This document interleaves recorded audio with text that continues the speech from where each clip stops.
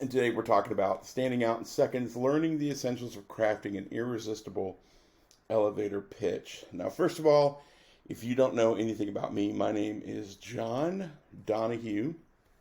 I spent a lot of time in the social media world. Obviously, still having some issues with the live casting part, but spent a lot of time in the social media world. Marketing director, worked with a bunch of different people, doing various and sundry different things. But hey, today we are bringing you an elevator pitch. So, in your day to day life, an elevator pitch is really a very concise, prepared speech. When someone introduces themselves to you and you introduce yourself, it's just a few key points about what you're offering, whether it's something to try to get more clients or you're in a networking event and you're trying to get people to be interested in your travel business. This is where you're going to promote your business, what you offer. And if it takes more than like 45 to 60 seconds, it's way too long. It should be very concise. It should be very short. We're really gunning for under 30 seconds. So elevator pitches are originally exclusively spoken, used in, business conversations, but you're not trying to convey your entire business strategy.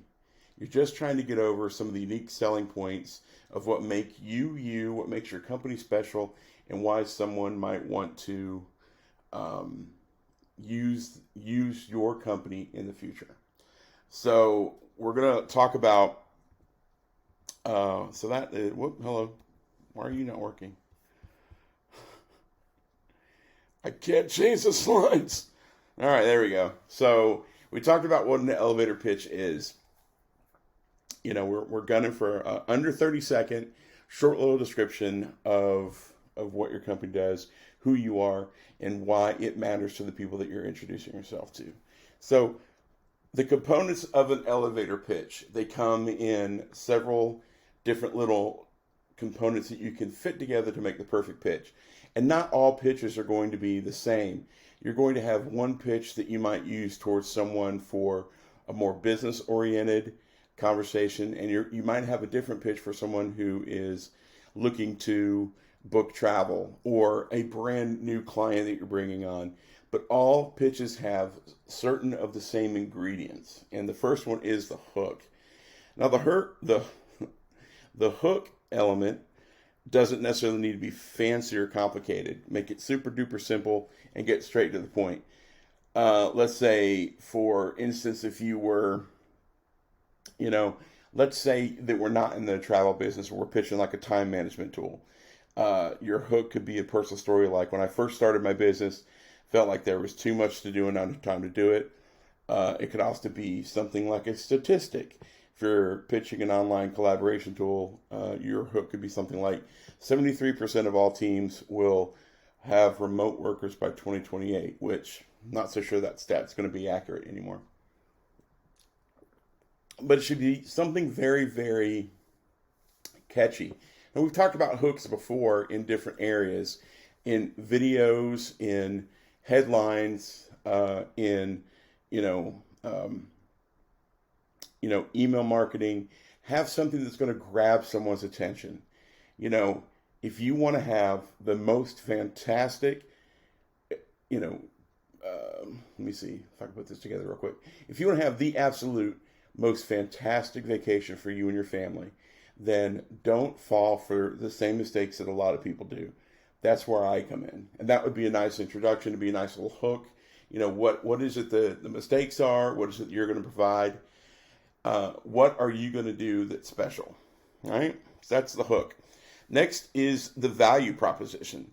This is where you provide a quick overview of the value that you're bringing to the table.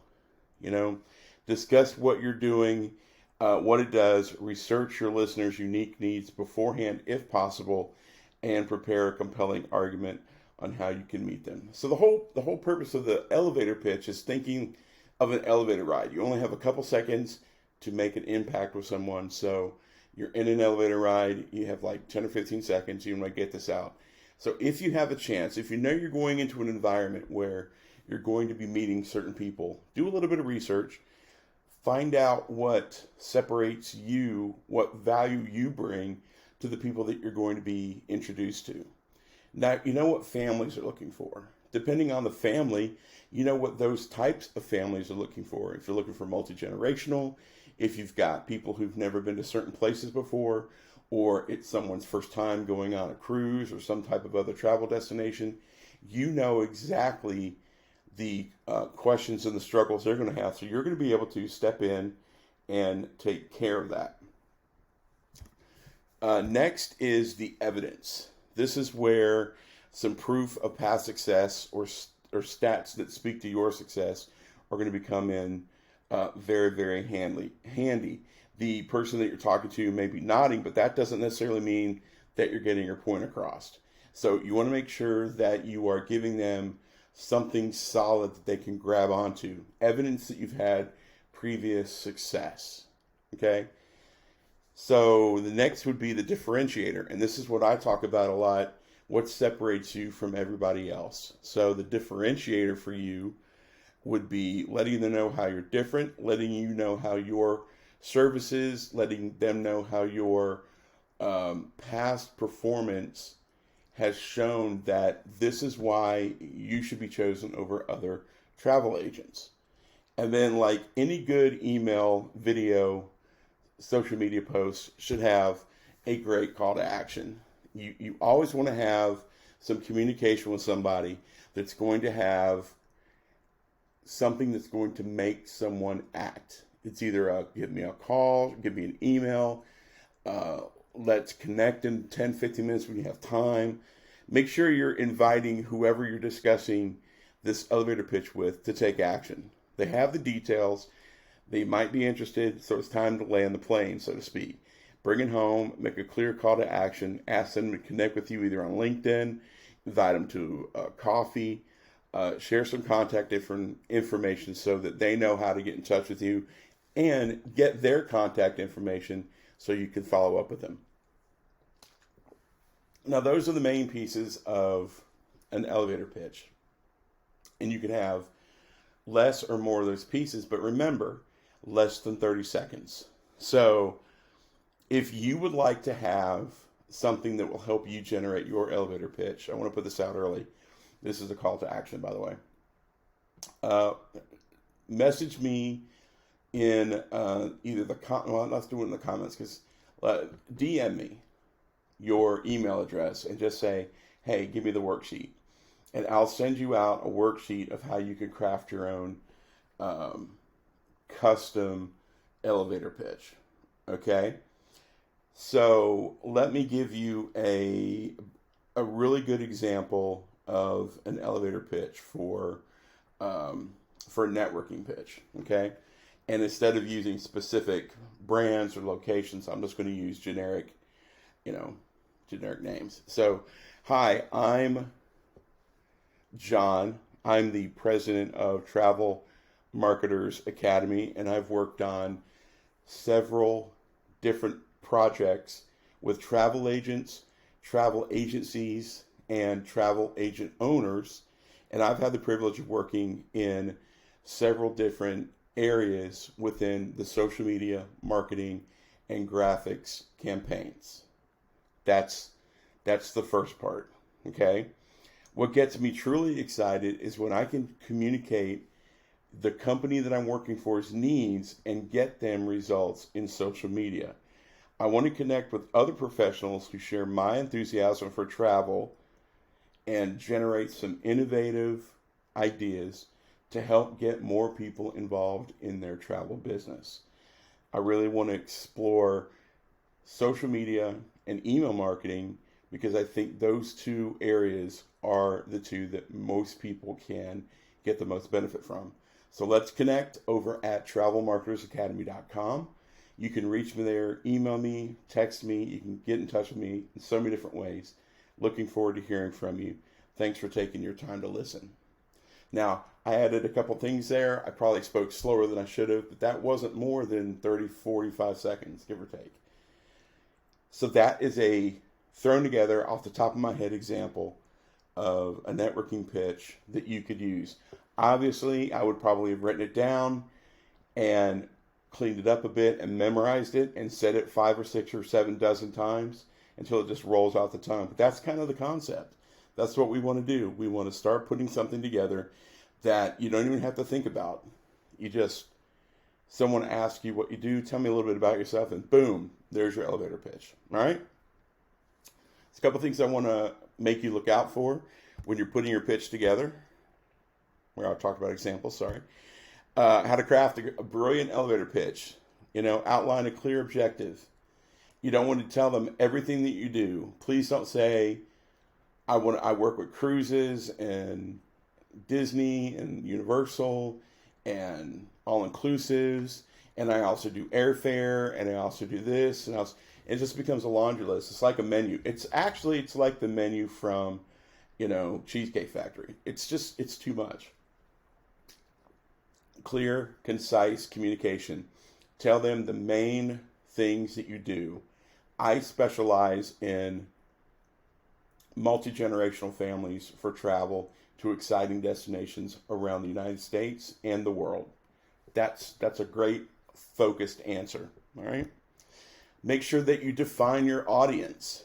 Like I just said, multi-generational families, small families, or I work with businesses to help them book large-scale travel in two unique destinations, either on cruise ships, all-inclusive resorts, or some of the most exciting theme park destinations in the nation. Make sure that you're crafting your hook. Never have a conversation with somebody you don't already have in your head where you want to take them. You want them to do this. You want them to email you, or you want to get their phone number so you can call them, or their email so you can email them, or you want to get some type of action from that person so that you can start the process of putting them in your funnel and start filtering them through the process of becoming not just a potential client, but a customer for life. All right. Next, explain your value proposition. What is it that separates you from everybody else? My experience is what separates me from most travel, coaches, because I've come at it from so many different angles. I've worked with coach consultants, helping them create multi-million-dollar membership coaching platforms. I've worked with multi-million-dollar travel agencies. I've worked with bigger companies and smaller companies and seen the needs of both. So I have a passion for travel agents because I know they're overworked, underpaid, and they don't have a lot of time. So if I can save someone time by them spending a few moments with me each day, like in my pocket coaching videos, which you can get over at Travel Marketers Academy, just, every day get a video that you can use to help save time and make more money, then that's makes me happy. That's what I do. So that's my value proposition. So what's yours? What's your value proposition that you bring to the table for every person that you talk to, every potential client that you have, every prospect that comes across your way, every lead that you're given? What is your value proposition for them? Because here's the thing. From my experience with the travel agencies, they probably have like 60, 70, 80 travel agents, and they get a handful of leads throughout the year, and they dole them out, and they don't think too hard about it. They just toss them out like there's playing cards. They shuffle 25 over here, they shuffle 20 over here, they shuffle 20 over here. How are you going to differentiate yourself from all the other travel agencies in your company? You got to figure that piece out, because once you do, that's going to make sure that you are going to be super successful in the future, right? And support your pitch with evidence. You have to have some success stories. If you don't have a success story, find something that you can talk about where you've had any type of success and elaborate a little bit on it. Again, keep it short. All right? Support your evidence with success. And above all, keep it concise. All right? end with a clear call to action. Don't have them, here's what I want you to do. Ultimately, every time I talk to you, I always want you to go to Travel Marketers Academy because that's my free community. All right. There's a couple of things there if you want access to. It might cost you a little bit, but not a lot. But every time I talk to somebody, I want them to go to Travel Marketers Academy. That's all I want them to do. Although I did say, if you wanted the worksheet, hit me up with the DMs, and I'll make sure that you get it because I want you to share your email so I can email it to you. That's the best way to get it to you. All right, but have a clear call to action. Most every time you talk to a client or a lead, have one specific action you want them to take, because clarity will give you the desired result more times than not. Okay, if you overwhelm them like the menu at Cheesecake Factory, it's going to overwhelm them and they're not going to act. A confused mind leads to a lazy mind. They're just not going to work. Okay, so pardon me. So always end with a clear call to action, and always be ready to answer questions. I'm not able to answer questions during this live because I'm doing 4 or 5 things at once. But if you have questions, leave them in the comments. I'll get back to them. Your people that you're talking to, your elevator pitch people, are going to be asking questions, especially if it's somebody who's looking to spend money with you. They're going to want to have answers to several questions. So be prepared. Just be prepared and be honest. But again, be concise. Right? And then what we want to do is we want to avoid certain mistakes. And I didn't write them out because I didn't want you to focus on them. But speak naturally. Just be honest and slow down.